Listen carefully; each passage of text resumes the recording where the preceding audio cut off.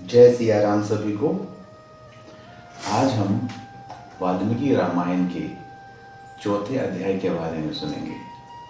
क्या आपको पता है कि रामायण का दूसरा नाम क्या है? ये भी आज हम आपको बताएंगे।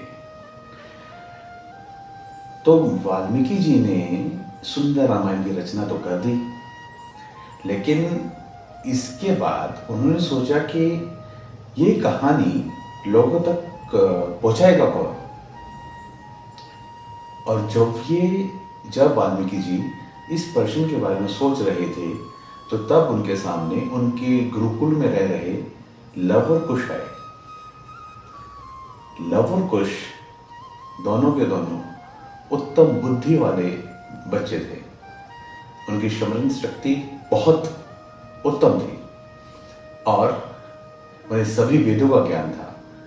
उनकी वाणी बहुत मधुर थी और वे जब भी किसी से बात करते थे तो सामने वाले को उनसे बात करके बहुत अच्छा लगता था। तो उन्हें देखकर वाल्मीकि जी ने सोचा कि इन्हें रामायण याद करानी चाहिए और यही जाकर रामायण को लोगों के सामने बताएंगे।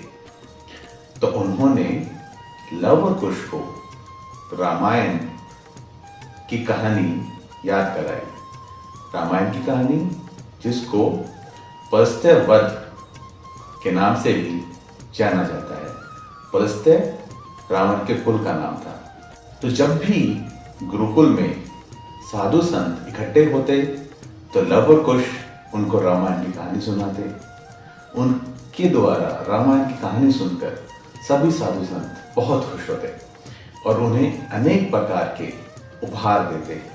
कोई उन्हें वस्त्र देता, कोई उन्हें बाल बांधने वाली रस्सी देता, कोई उन्हें मालाएं देता, कोई उन्हें पुष्प देता, कोई उन्हें अलग अलग खाने की चीजें देता।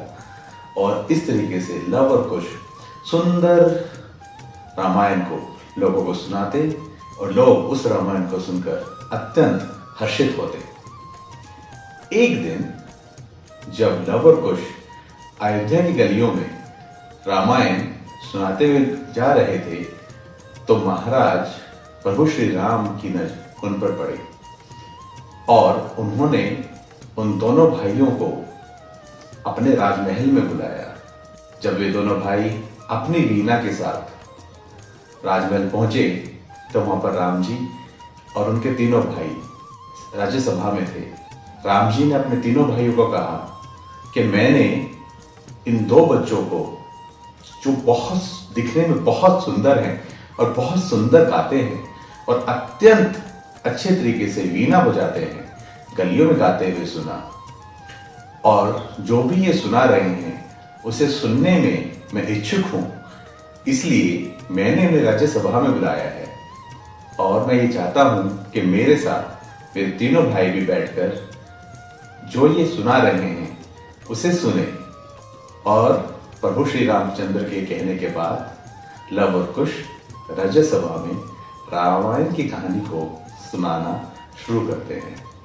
है ना अद्भुत?